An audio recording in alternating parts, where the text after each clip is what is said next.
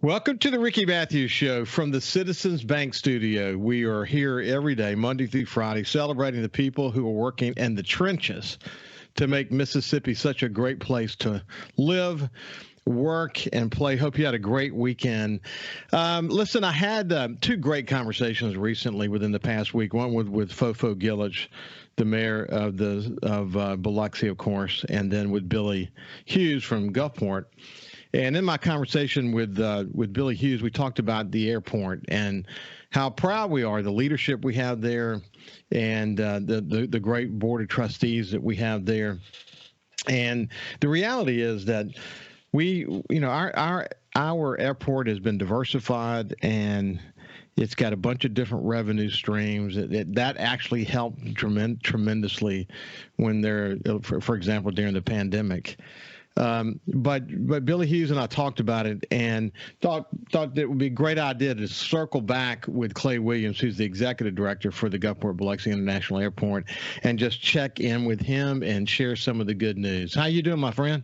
Doing well, Ricky. Always good to be with you. It's always good to be with you too, buddy. You've been having fun these days? It's been a busy time, but it's been an exciting time for the airport. So how's your family doing? Everybody's doing well. They got one in high school now who's learning how to drive. So I have to pack my patience in trying to advise and teach. But then I have one that's an upper elementary school student and lots of energy. So it keeps us young and keeps it fun. So everybody's doing well. Well, of course, with my three kids went through that step of having to let them spread their wings and drive. And that's an unnerving situation for any family. My friend Travis Dunn, who's a farmer I work with closely up in the Mississippi Delta, at least a bunch of land from him. His nephew, Jackson, who I love to hunt with, is out driving now. And see, he's a responsible young man. He's learned well, but it still makes people a little bit crazy, man. So how are you holding up so far? Well, my wife, Alexis, and I are sharing those duties. She probably holds up better than I do. I get it. And for me, man, this is a fun time of the year because it's I spend a lot of time outdoors. There's no secret to anybody that I love to hunt and fish and just enjoy the outdoors. I love being with family and friends at the camp, storytelling and teaching the kids responsibility and letting them, pass down from generation to generation all the incredible learnings that we've gained over the years. And such a great heritage in Mississippi.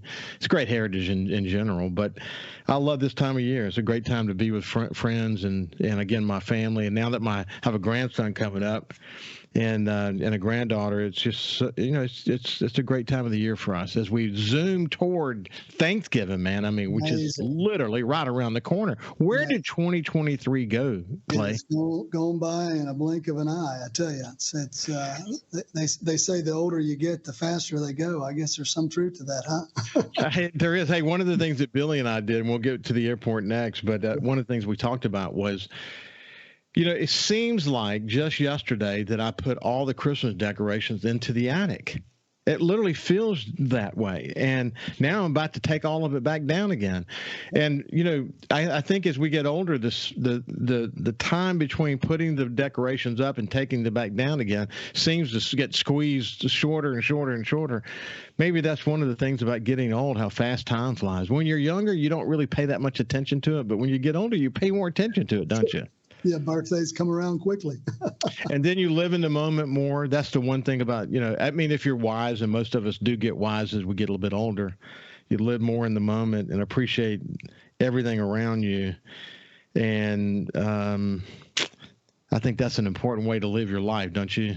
I do. And the fact that you're talking about getting outdoors, being able to hunt, being able to fish.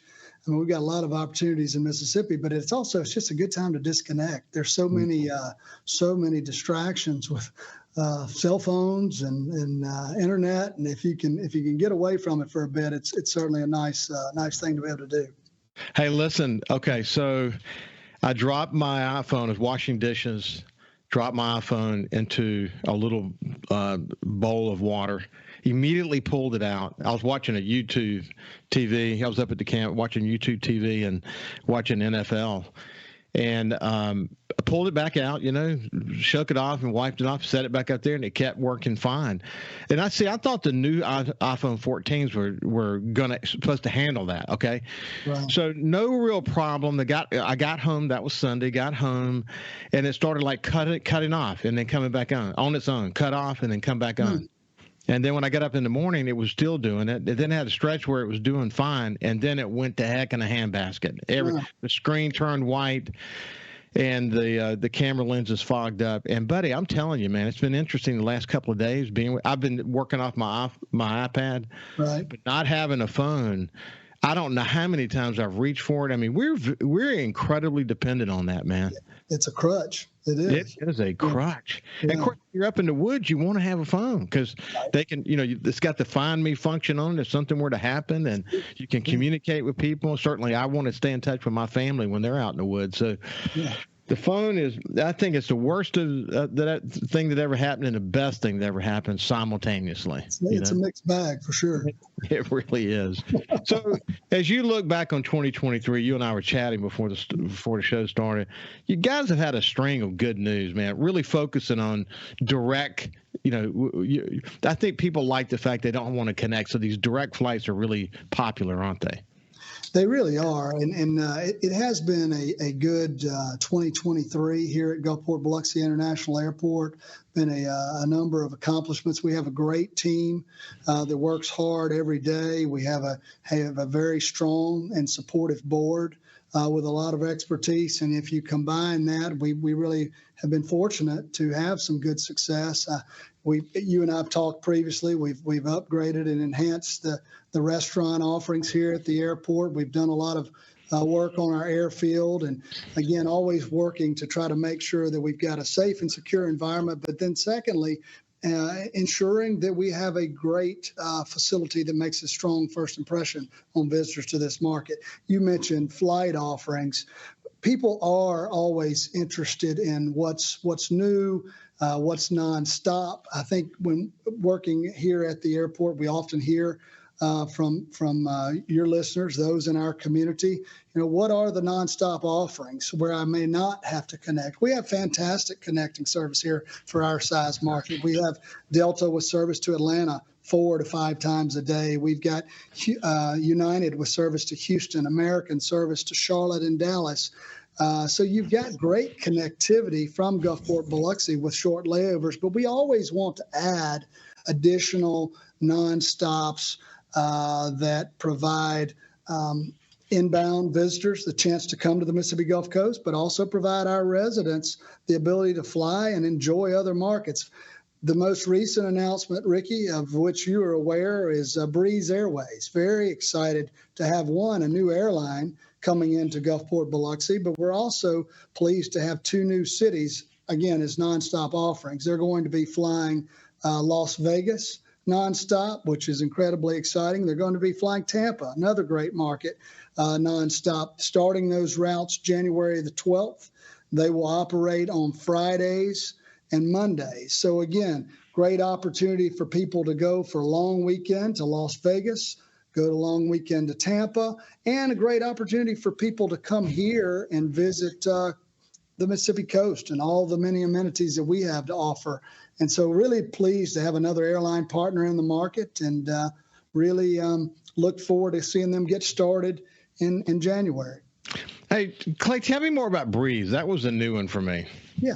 So Breeze Airways started approximately 2.5 years ago, and they're a new airline, and David Neeleman, name may ring a bell, been involved in the airline industry for many, many, many years. He was the founder of JetBlue. A lot of people are familiar with JetBlue. He was also one of the founders of WestJet in Canada and Azul Airways in South America. So he's got a long track record in working in the airline industry and bringing new operators to the market. In particular, the domestic carrier I mentioned is JetBlue. And so his idea was starting an airline that brings an affordable product to underserved markets with a nice with nice cabin features and extra amenities that you might not get on some other ultra low cost carriers. And so again, they've expanded rapidly in the last 2.5 years. They're now operating out of 38 cities in 23 states. So Mississippi makes the 23rd state in which they have operations. And so they have a flight base at Tampa, where they have planes and crews, and they're going to fly both Las Vegas and Tampa from Gulfport-Biloxi on an Airbus 220. It's a brand new aircraft. It's being built in Mobile, next door at the across the state line and at the Airbus facility. And so again, going to be a great offering with some incredible introductory low fares. Tampa introductory fares $29 each way. Las Vegas as low as $59 each way. That's cheap. Hey, when we come back, we'll continue to talk about the airport with Clay Williams, Executive Director. We'll see you after this break. Welcome back to the Ricky Matthews Show from the Citizens Bank studio. I have my friend Clay Williams, who's the Executive Director for the Gulfport-Biloxi International Airport Authority. When we went to break, we're talking about this new air service, Breeze Airlines. And, it's interesting, Clay, when you talk about Breeze and Airbus specifically, it seems like just yesterday when I had moved from the Sun Herald over to the Mobile Press Register, and we're having responsibilities for Alabama Media Group across the state, that we were working with the governor, editorializing about getting the support we would need to build the Airbus facility in Mobile. I remember the governor going over to what is it called? The big convention they go to. Is it Paris, or I'm trying to remember? The Paris Air Show. Yeah, the Paris Air Show, the air show, the big international air show. Right. And the meetings that the governor was having over there, well, I was so familiar with that because all that was actually happening simultaneously with the oil recovery effort. The Coastal Recovery Commission that I was chairman of had over 1,000 people involved in it, many people from the economic development arena and from the airport specifically. And in between all those meetings, the governor was really focused. Governor Riley was really focused on the Airbus project. And then it comes to fruition. And here we are some years later talking about, completed air jets that are built there. It's amazing how fast that's actually moved, isn't it? It is. And Airbus in Mobile has really expanded its presence. They started with a production line for the Airbus 320. And then most recently, they've been building the Airbus 220 along with the other airframe, the Airbus 320. And what's great about that airplane is it is, we feel, right size for our market. It's 137 seats on the flight. So if you look at most low-cost carriers in the United States, if you take an Allegiant or Spirit, Frontier, Sun Country, somebody along those lines, they're flying anywhere from 177-seat aircraft, 186, all the way up to approximately 200 seats.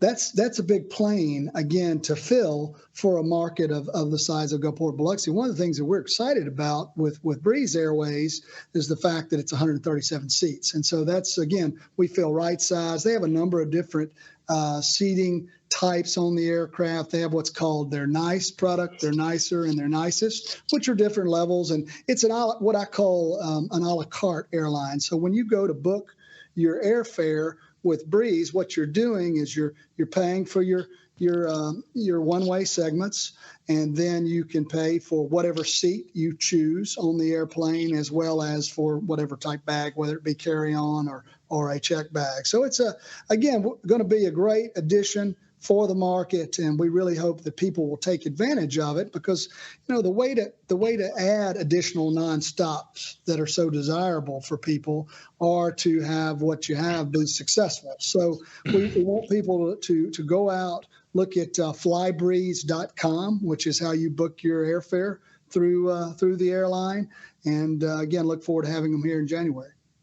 Well, it's again a low-cost airline that has amenities that you wouldn't expect to get in a low-cost airline, with really good, nice, equipment. And so when you think about a low-cost carrier, maybe even a niche carrier, you think about maybe older equipment that they bought from other airlines, or maybe they've been refurbished or whatever. But it sounds like Breeze is all in. They are, and they have. They started with a large presence in Tampa, Charleston, South Carolina. They have a large presence there. They're rapidly growing Las Vegas, and so it's really kind of interesting what their strategy has been. But from a network standpoint, they're looking at some underserved markets going to larger markets, and so that's kind of how we fit there. And with us, if you think about the two cities that they're serving. Tampa, you've got a large retiree demographic. That's a very short stage length flight from Tampa to Gulfport, and when you're coming, an hour flight length gives people who are retired an opportunity to come up. They can spend a long weekend, Friday to Monday, or they can flip it, do a Monday to Friday. They can deep sea fish, they can go gamble, they can enjoy our beaches and our seafood. And then if you look at Las Vegas, that's an interesting one too. One, we have 12 resort-style casinos on the Mississippi Gulf Coast who are integral to our daily operation here at the airport. But you've got inbound and outbound opportunities with Las Vegas. Vegas is an incredibly exciting destination for people from South Mississippi to go visit, but also the casino operators, with it being a Friday-Monday rotation, that affords some ability for them from that Monday-Friday to go out, conduct business in Las Vegas at an affordable rate, come back. Same thing with those that work for those companies in Las Vegas to come here when they need to. So we think that's good synergy. And so we don't have time to get into it. It would be interesting to see how Breeze goes about finding pilots with the pilot shortages going on across America. I know that's still kind of an issue, isn't it? It is. Yeah, this is a highly competitive industry. And so anytime you get an airline into your market, one, we're very fortunate. Two, we need people to support it because there are a number of impediments out there right now. One, as you referenced, Ricky, is the nationwide pilot shortage. You had that happening before the pandemic. It was only exacerbated during that time. And so that will come back, but it doesn't happen overnight because you've got a gestation period for training, and it takes a while. Also, think about this. Another challenge out there is the fact that aircraft deliveries are not what they once were pre-pandemic. And so that slowed for a period. And so now your Boeings and your Airbus and others are working diligently to meet those orders. But again, there's some challenging factors out there. So we're, again, pleased to have the two cities, pleased to have the new operator, and look forward to seeing the service. So we were chatting a bit before we started the show, and Clay and the airport has had double-digit growth. Tell us about that success. So, as I mentioned, 2023 to date has been good. We're up 10% year to date. If we compare September, which September can be a hit or miss month. If you think about it, Ricky, people go back to school and they're trying to get in their routines. But we were up 16% September of 23 versus 22. So very, very pleased with that growth.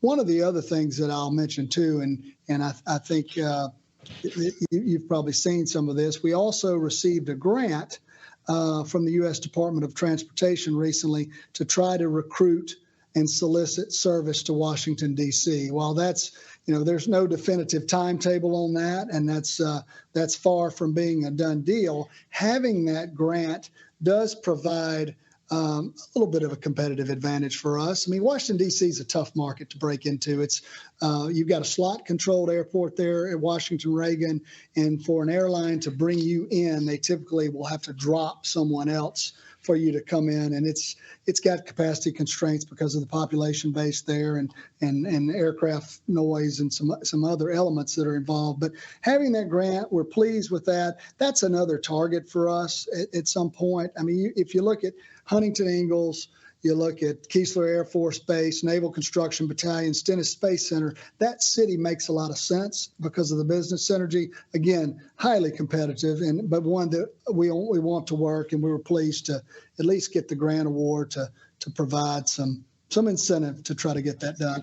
Yeah, I have a friend of mine, I'm Terry Waldrop, who is probably a 1,000,000-mile flyer because he does a lot of work with Ingalls, and he's got an office in Washington, D.C. as well. But he's doing a lot of connecting in his life these days. Right. Sure he does. Yeah. That would be he would be thrilled to have the opportunity to do that direct flight. So good luck on that. It does make sense, doesn't it? It makes so much sense. The business case we feel is there. I mean, it really is. When we look at our top origination and destination markets, and we look at our top 10, it actually falls as number 3.